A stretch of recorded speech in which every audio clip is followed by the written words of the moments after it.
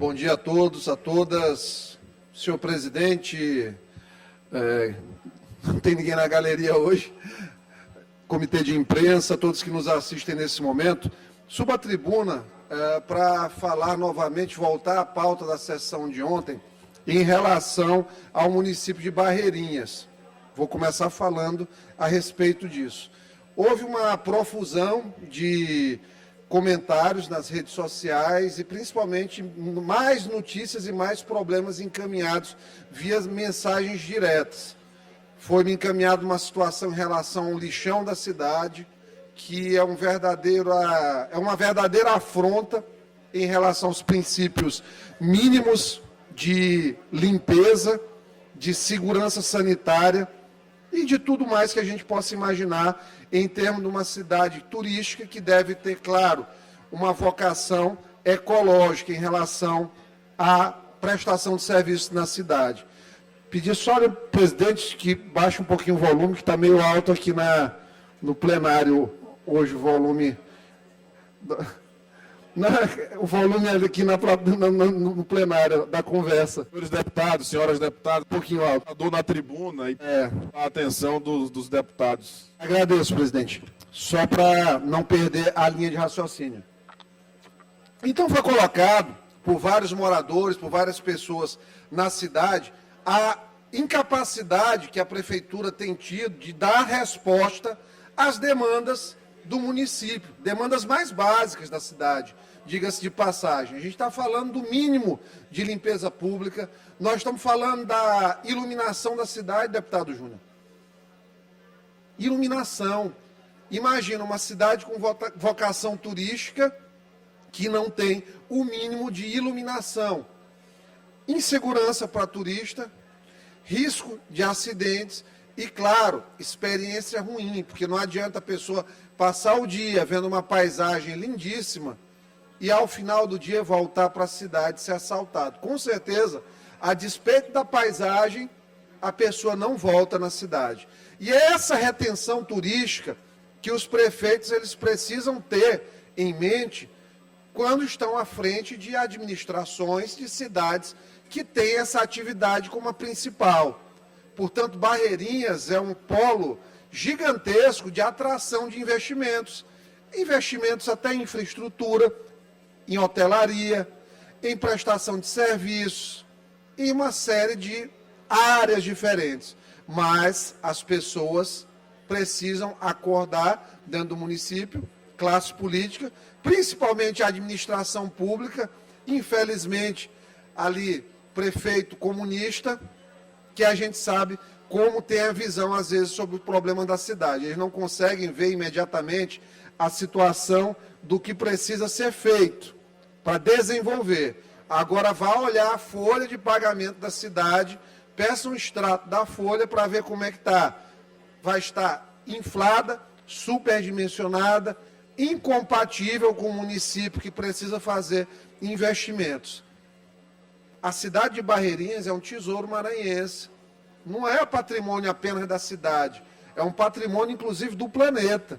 Não é à toa que existem aí incursões no sentido de colocá-la como patrimônio natural do planeta, tudo isso aí, Unesco, toda essa acreditação que está envolvida. Portanto, fica aqui o nosso apelo, e não é subir para estar falando de prefeito porque é de partido A, B ou C, por ser quem é, por no momento não estar dando resposta às demandas, infelizmente. Então, esse é um ponto. O segundo ponto aqui da fala é que primeiro a gente tem que se solidarizar com o que aconteceu com a jornalista Délis Ortiz, que foi o final de uma tragédia do ponto de vista da visita do ditador Nicolás Maduro ao Brasil.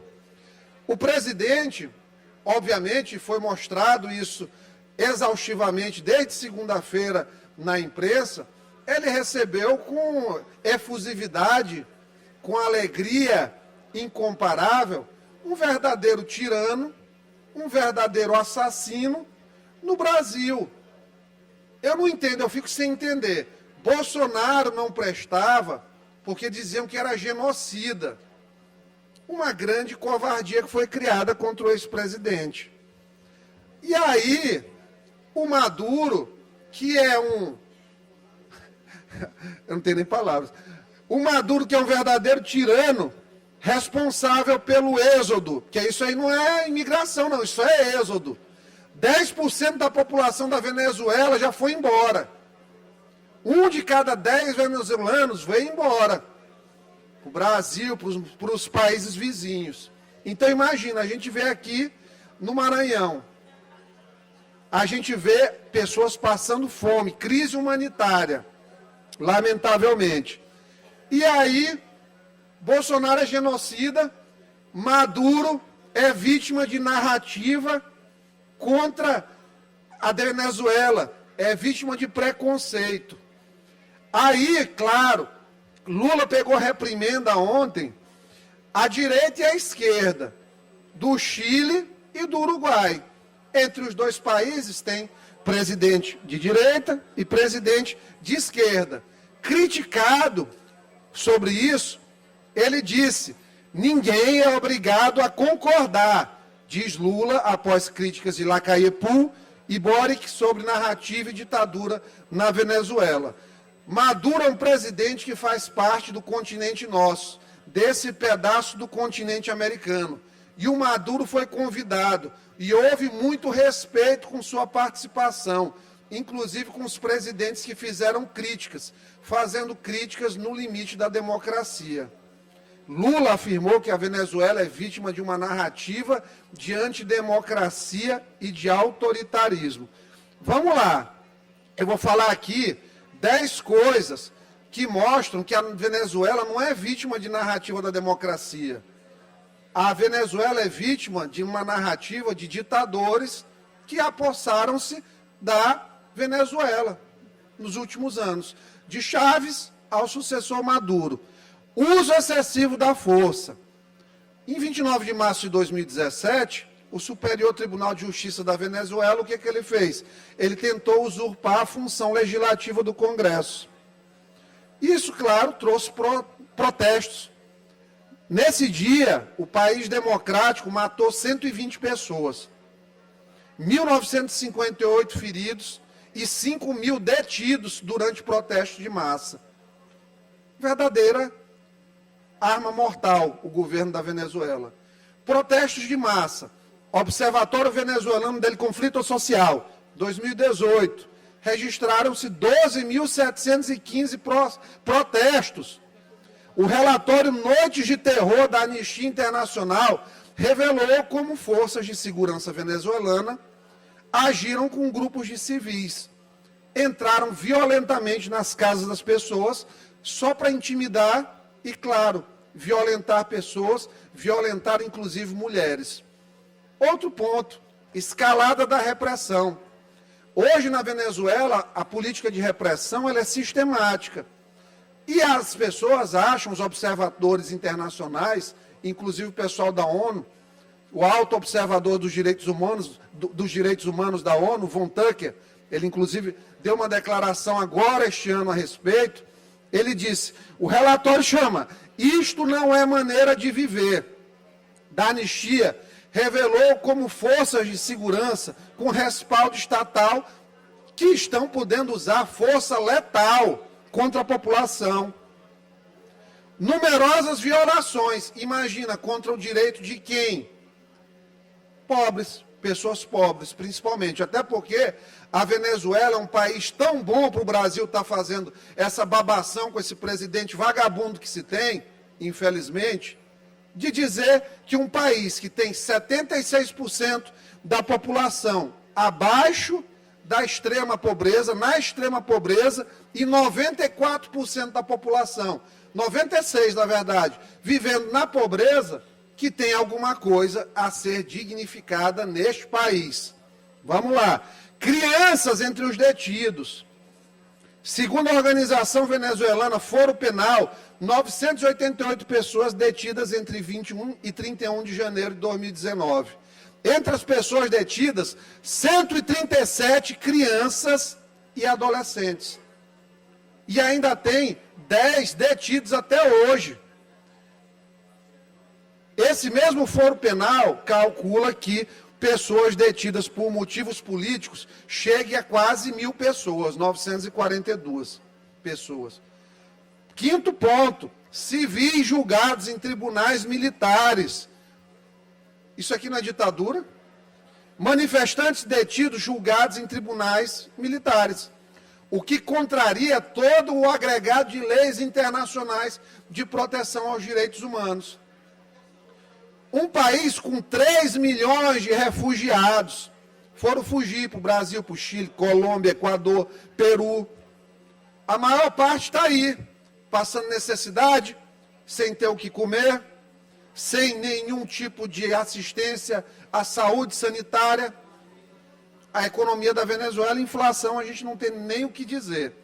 Para você hoje imaginar fazer uma refeição no restaurante na Venezuela, sai com um carrinho de mão cheio de dinheiro, porque derreteu o peso da moeda. Repressão da liberdade de expressão. Vamos lá, vocês são jornalistas que estão assistindo aqui, ó. Detenção arbitrária e deportação de 19 trabalhadores da comunicação social, nacionais e não nacionais. Nacionais e não nacionais. Pelo menos 11 jornalistas detidos numa única semana, em 2019. Colapso econômico, isso aqui não precisa dizer. Tem uma inflação registrada na Venezuela de 1.698.482%. Não existe isso aqui. Governo em constante negação. Negação doentia, como a do presidente que foi eleito, dizendo que não era aliado do Maduro. Do canalha que foi ao TSE juntamente com a sua equipe e encontrou o canalha do Ministério do Supremo Tribunal Federal, chamado Alexandre de Moraes, que mandou retirar a associação de Lula com Maduro. Não demorou 6 meses, estão aqui os amiguinhos juntos novamente. Então, esse governo, como na Venezuela e como brasileiro, vivem em negação, a ponto do presidente dizer que o que acontece é uma narrativa. E claro, ninguém é obrigado a apoiar a ditadura. Os Estados Unidos sancionam economicamente a Venezuela porque, de fato, tem que enfraquecer esse tipo de governo ditatorial. Aí chega a Organização das Nações Unidas e diz: necessidade de reformas na Venezuela é reconhecida por todos, menos pelo presidente do Brasil. Volker Turk disse que a necessidade de reforma no país é reconhecida por todos. Está aqui. Não sou eu que estou dizendo, não é o pessoal da direita, não são os filhos de Bolsonaro, não são ninguém. É a ONU que está dizendo que precisa reformar, que precisa mudar tudo aquilo ali. Aí, vamos lá, vamos chegar. Lula falou isso, que é uma narrativa. E aí ele tem um advogado dele em chefe, o ministro da Justiça, Flávio Dino.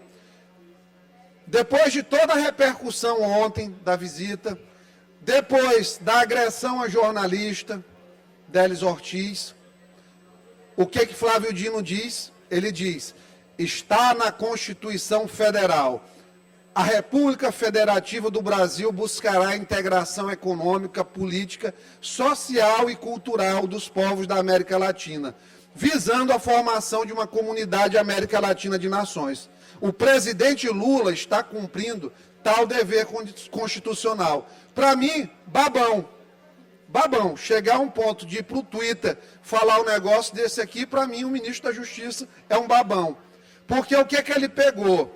Ele pegou o artigo 4º da Constituição, que diz: a República Federativa do Brasil rege-se nas suas relações internacionais pelos seguintes princípios: independência nacional, prevalência dos direitos humanos. Eu queria saber onde está aqui a prevalência dos direitos humanos na Venezuela. Autodeterminação dos povos, um país que está tendo repressão, o povo está sofrendo. Eu queria entender onde é que está.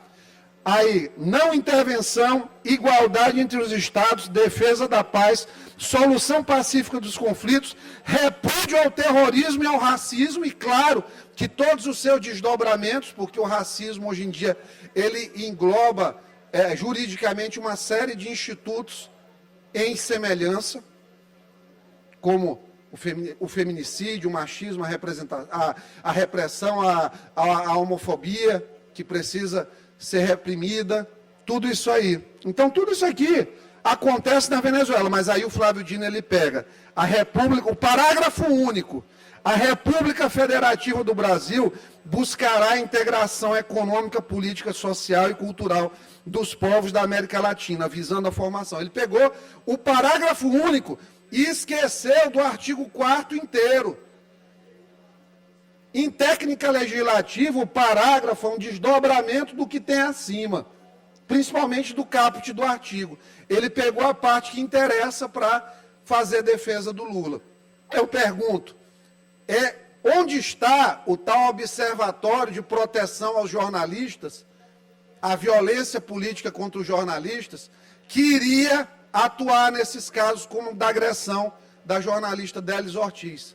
Pode comentar o Big Brother, comenta o Campeonato Brasileiro, mas não comenta a agressão à jornalista que foi desrespeitada por um transnacional no território nacional. É esse o tipo de soberania que nós vamos ter? É esse o tipo de ação de proteção das instituições nacionais que o Ministério da Justiça vai ter?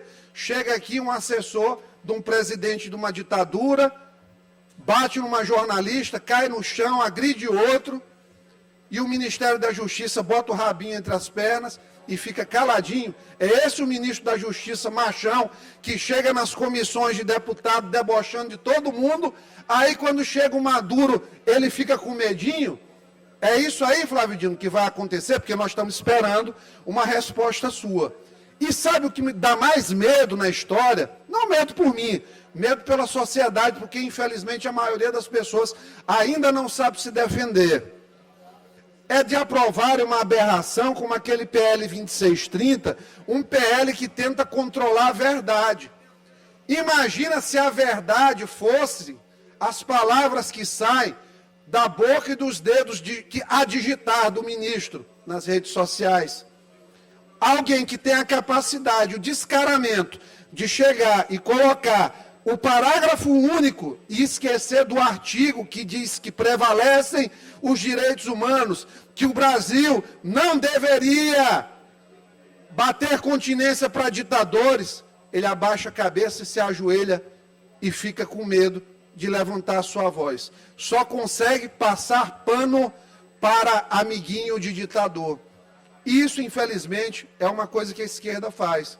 Eu não vi nenhuma associação feminista, não sei se alguém da imprensa assistiu algum levante de associação feminista em defesa da Délis Ortiz. Acho que não, né? Aqui na mesa também ninguém viu não, né, Bandeira? Então, é incrível como as coisas independem do que são, mas a partir de quem veio. Imagina se fosse o Bolsonaro que tivesse falado alto com uma jornalista, machista, misógino. Não, o segurança do Maduro, com o Maduro aqui ao redor, com Lula, eles podem derrubar jornalista, fazer o que quiser, que está tudo certo. Ninguém levanta. Dona Manuela Dávila, os portais de esquerda, que todo dia falam, seu Jean Willis aí que está de volta ao país, eu queria escutar uma palavra desse pessoal. Por isso que não tem credibilidade. Por isso que não tem, são desclassificados. Pessoas desclassificadas, desprovidas de moral, porque na hora que atendem as posições dos seus senhores, dos seus líderes, dos aduladores de ditadura, dos passapano para presidente incompetente, dos depravadores do texto constitucional, de quem deturpa a letra da lei, de quem passa por cima dos direitos humanos, cospe na cara dos que sofrem, eles mantêm o silêncio. Silentes, resignados, sem qualquer tipo de manifestação. Então, felizmente, ainda existe a tribuna. Porque talvez eu fosse falar isso aqui, aqui embaixo, já viraria um processo, Bandeira. Porque estão querendo regular o que o deputado fala agora, momento esquisito que o país está vivendo, e está sendo estimulado por esse pessoal. Porque o que eles querem é resolver Lula, Flávio Dino, Rui Costa, Alexandre Padilha, Gilmar Mendes e Alexandre de Moraes. Eles querem, num churrasco, como o que teve no final de semana, dizer o que vai ser feito no Brasil. E é essa safadeza que está levando a cassação, inclusive, aí, de vários parlamentares que são da direita, que levantam a voz contra esse tipo de autoritarismo e abuso, que eles estão tentando todo o tempo silenciar, com o braço do judiciário. Eu pergunto, vamos aceitar até quando esse tipo de intervenção aqui no nosso país? Porque começa daqui. Muita gente pode não estar entendendo. O que a gente está falando aqui na Assembleia? Porque, primeiro, começa aqui de baixo. A mudança de pensamento começa da gente falar aqui. Nós não temos que vir lá de cima esperando o que a Folha, o que o UOL, o que o Estadão, o que a Jovem Pan, o que todo mundo que tem interesses políticos diretos em determinados grupos, eles nos dizem. Nós temos que formar e forjar as nossas consciências e resistências aqui onde a gente está. E aí vamos crescendo na discussão. Comandante novo ali, Coronel Emerson, bem-vindo. Eu espero que o senhor, como uma pessoa de princípios duros, inabaláveis, esteja gostando e compartilhando aqui das nossas ideias. Uma satisfação. Então, é isso. Hoje a gente vive uma ditadura da mentira lá em cima. O presidente, o monarca, Lula, encontrou um inquisidor, um Torquemada, aqui para o país, o senhor Flávio Dino de Castro e Costa, para fazer todo o jogo nos momentos que ele tiver dificuldade. E essa tem sido a sina do povo brasileiro. Constranger redes sociais, big techs, empresariado, dizer que a liberdade de expressão no país acabou, realmente, talvez seja interessante para ele acabar com a liberdade de expressão. Talvez seja, porque ele pega aqui o parágrafo único e esquece do artigo, e de 10 incisos, é muito fácil dizer só o que quer e não ouvir o que precisa ouvir.